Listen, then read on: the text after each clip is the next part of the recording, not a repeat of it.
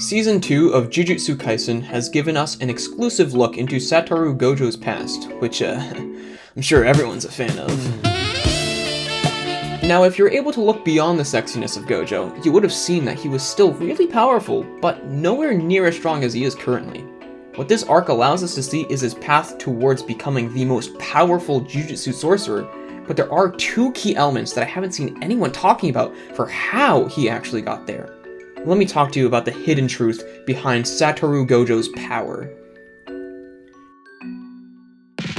In order to discuss how Gojo became so powerful, we must first agree that he is an outlier. The definition of an outlier is a statistical observation that is markedly different in value from the others of the sample.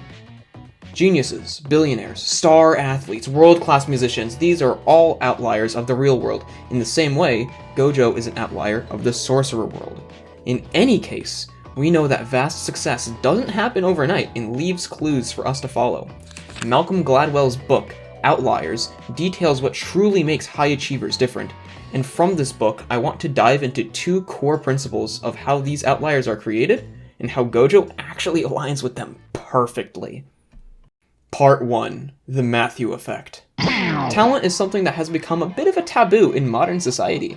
Everyone wants to believe that the only thing that you need is hard work and you can achieve all your dreams as long as you want it badly enough.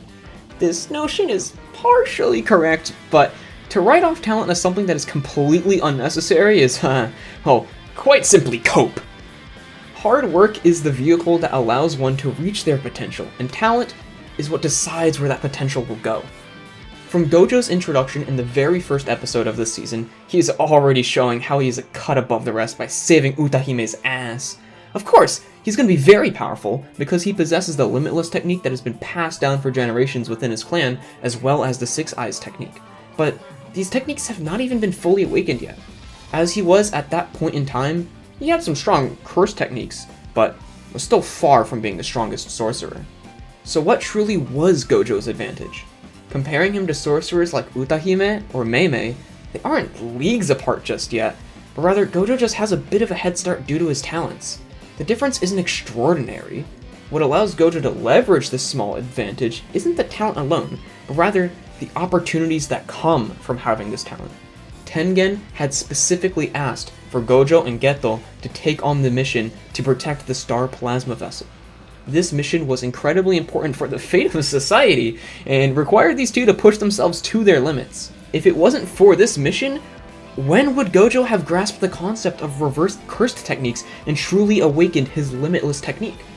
It was only through having this incredibly difficult mission put on him that he was able to improve faster and further cement his advantage. A slightly weaker sorcerer may need a similar experience in order to unlock their potential, but those missions will always be given to the strongest, even if the gap between them is small. Think about it. Who is the world's fastest man? Usain Bolt. Of course you know it. Okay. Who is the second fastest man? Nobody knows. The difference in reward between second place and first place isn't 2 times the amount. It's not 5 times the amount even. It's not 10 times. It's more like 1,000 times the amount. This phenomenon, in which most people understand as the rich get richer and the poor get poorer, is dubbed a cumulative advantage by Gladwell in the book Outliers. It is a feedback loop that takes a small advantage and gives it more and more opportunities to grow, which in turn makes the advantage more and more dominating over time. The sociologist Robert Merton famously called this phenomenon the Matthew Effect. It's the best students who get the most attention and put in more difficult classes. It's the rich that get the biggest tax breaks. We see this perfectly with Gojo. He has the talent of having very powerful curse techniques, which makes him a little bit stronger than others in his class because he hasn't fully developed them yet.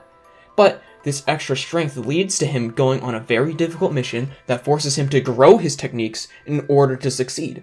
Because he grew his technique, he's now even stronger than everyone else and starts doing all of his missions alone. Doing missions alone allows him to experience more kinds of situations, which makes him a more capable sorcerer. It compounds and compounds on itself until the gap between them, which started off small, is now incredibly vast. For the other sorcerers, they go on less dangerous missions, which prevents them from truly getting stronger. In episode 5, Geto blatantly points this out. サトルは最強になった。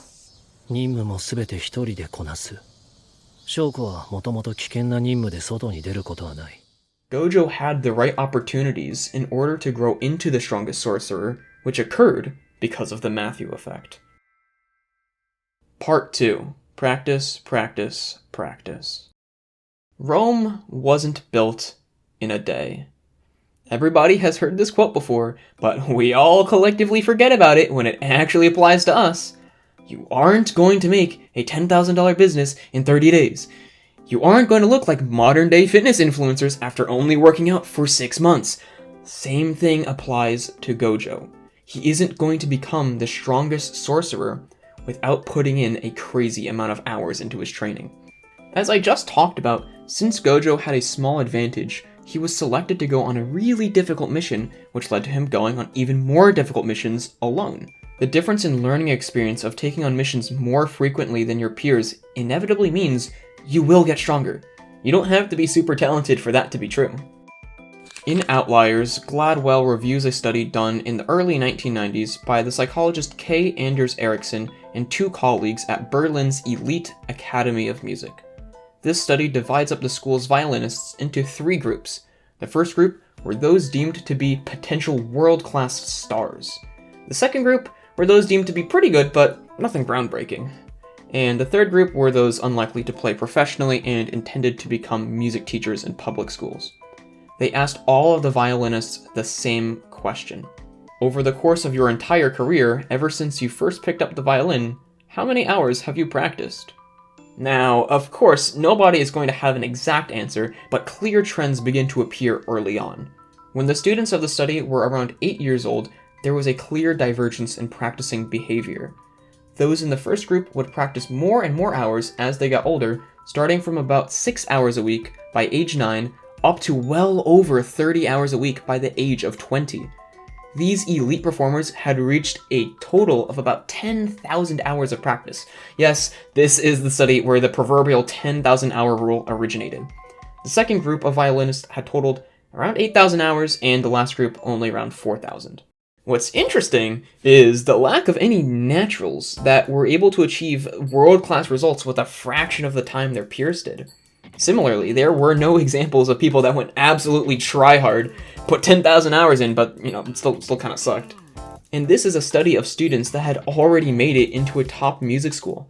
At the top level, the differentiator is not some innate talent, but simply how hard they work. The people at the very top don't just work slightly harder than everyone else. They don't even work much harder than everyone else. They work much, much harder. Now, look at the parallels between this elite music school and Jujutsu High. They are both elite schools that only select the best of the best. You don't just walk into Jujutsu High without knowing shit about cursed energy. That's not happening. You probably come from a family of sorcerers and maybe possessed a cursed technique or 2. You grow up knowing that this is going to be your life path, and then go to school here to literally work on your abilities as a sorcerer full time. Now, that's pretty fucking sick. All of the students are at a very high level, so the differences between these students will likely come down to simply how many hours they have put into honing their skills. Sure, individual practice is important, but what really makes or breaks a sorcerer is the real-world knowledge and experience they have. In essence, the difference between a good sorcerer and a mediocre sorcerer will come down to how many missions they get to go on. And would you look at that? Gojo is constantly on difficult missions alone, while everyone else has to work in teams to complete what's left. Gojo has the perfect circumstances for him to easily get 10,000 hours in missions, leaving everyone else behind in the dust. The positive feedback loop of the Matthew effect and Gojo's crazy amount of hours spent practicing and going on missions are the core reasons that allowed him to truly become an outlier. If you want to become an outlier in the field you desire, you are going to have to put in way more work than everyone else. You may not even see the results of your hard work for months or years, but this is truly the only way to become an outlier.